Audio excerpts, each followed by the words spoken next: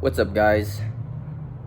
Have you guys ever wondered what a turkey thinks about when he sees an eagle? He probably thinks, man, I wish I could fly like that. Well, it's the same thing with me when it comes to seeing a boat, fisherman, on a lake while I'm in the bank. That's right, ladies and gentlemen. I bought something impulsive. I got myself a kayak. Now, before you go, this kayak only cost me $125 out in Craigslist. And so my plan is this.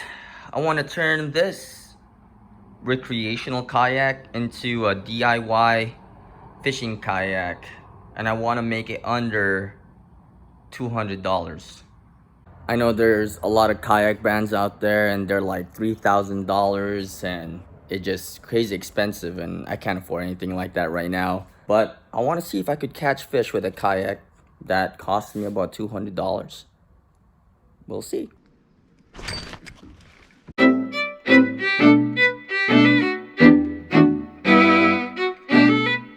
So here are the bare essentials that you need for a DIY fishing kayak. Number one, you need the kayak. This is a Lifetime Lotus. Usually comes in a 2-pack. The 2-pack is around $400. I don't think they make it anymore. I got the kayak for $125 and it included the paddle. I got a seat. Plastic could be really uncomfortable, so I got some cushion. And that was free. I found it lying around the garage. I got some bungee cords, cost me $5. Some goop, that cost me $7. Some clamps for the paddle, which I'm going to install, and that's $7. Some straps, carrying straps, that is about $8. I got a Berkeley rod holder, and that cost me $13. I got a crate. You could get that for free, but the crate that I got in my garage was it didn't fit in the back mold, so I needed something smaller. So I bought this for $8 at Target, and I got some rivets that cost me $11. So number one, I wanted a kayak that's not gonna bust the bank. Number two, I wanted a light kayak so I could carry it around, and it's pretty mobile. And number three, I wanted a kayak that's pretty stable, so that way I don't flip over. Safety. The first thing we're gonna do is we're gonna add the carrying straps. And the specs say that this kayak is about 35 pounds. It's more like on the heavier side, more like 40 or 45, which isn't too bad. I can still carry it. It's like a bag of rice. See, the thing with these straps, your first instinct is you're gonna wanna put them in the middle, cutting the kayak in half. That's what the paddle is doing. And that's kind of bad because you got all that weight going to each side, equal amount of weight. What you're wanting to do is kind of stagger the leverage. So I'm thinking of placing one here and then placing the other one right here. The reason why I'm doing that is because of balance. This thing is light, but it's bulky. And so you want a good grip on it and you want to balance it.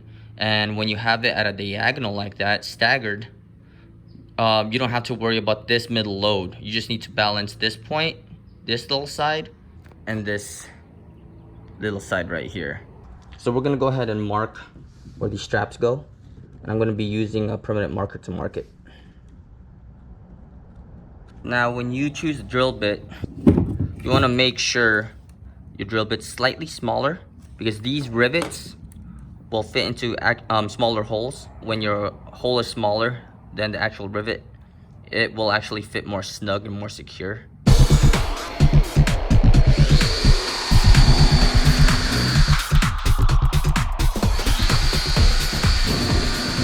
See, the cool thing about getting a cheap kayak is that you don't feel bad when you drill holes in them. So after you drill your hole, you are going to take the rivet and you are going to dip it into your goop. And what's gonna happen is when you slide that thing in there, the goop is gonna move up and go up to this point, and it's going to seal that hole. Okay, it's gonna seal it and it's gonna keep moisture and water away. So you're gonna go take your strap, align it with your drill holes. So what's gonna happen is when you use the rivet gun, it's gonna pull that thin part up and it's gonna cause this fat part to expand. So this is what happens inside that kayak, okay? See that? Notice how it expands like that, and you keep on going. You're gonna keep on going until you can't expand anymore. Okay, hear that? And then just pour it right up. And sometimes this thing gets stuck, so you're gonna have to pull it out. There you go.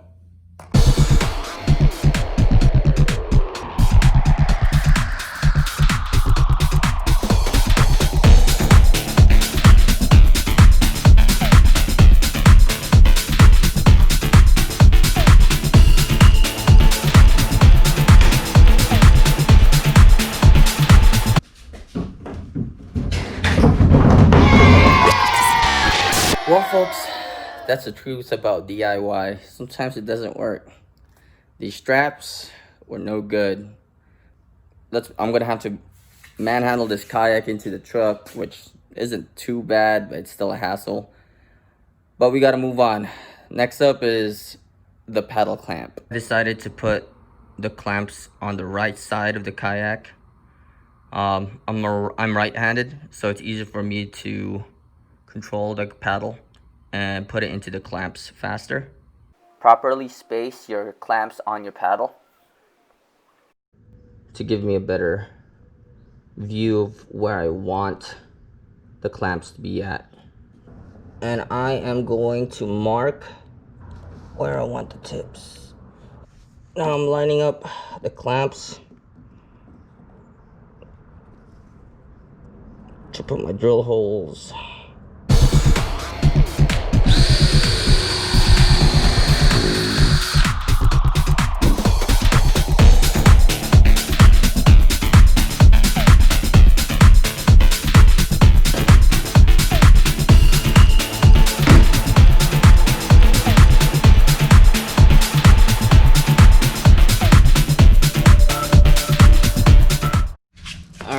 The next thing we gotta do is attach this to this, and this thing's gonna go ahead and hold our rods for us. Fasten these rod holders using zip ties.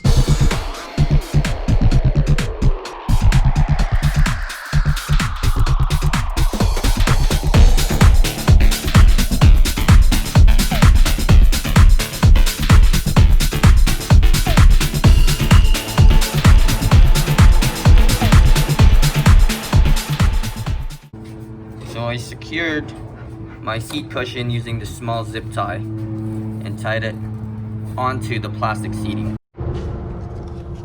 Alright, we're gonna attach the crate using these eyelets onto the kayak. Eat those dang beetles.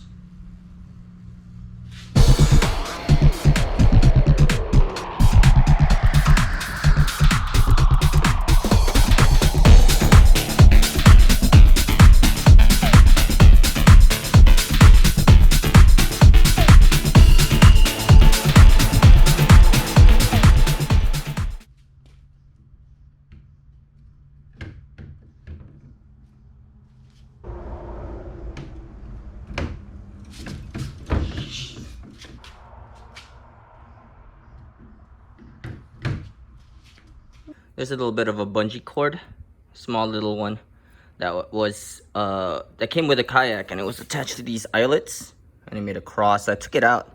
I'm gonna go ahead and use it as a rod leash. So this is gonna go ahead and twist around the rods, and I'm gonna go secure it on the crate. I am almost done. It is about 102 right now. It is extremely hot, and my garage is storing all this heat, so I have to work fast. So the weight capacity of this kayak is 250, and I did my research, and the rule of thumb is that you want to be 30% under the weight capacity. 30% of 250 is 75. 250 minus 75 is 175. So I gotta make sure whatever is on top of this kayak weighs below 175 for optimal stability. So these are the things I'm gonna take with me. Oh, I forgot one more thing. That. So this is the things I'm gonna take with me on board. Okay, I'm gonna go ahead and put them on myself and weigh myself to see if I make under 175. And I had to account for this thing right here, and that thing weighs about 3 pounds. So I have everything on me. And remember, I have to add 3 pounds because of the rods in the crates. Under 172, baby. Under 172. I'm good. So I'm 165 with this thing on, plus the crate and the rods. It looks like it's going to be 168. So I have about 7 more pounds of leeway, which is great. Probably water. Water is very important. Oh my goodness, I forgot to give this thing a name. I want a really short name, you know, maybe 1 syllable. Something that's easy to remember. So it's for everything? Yep. A really short name. Daddy, that was Here's an ode to John Mayer.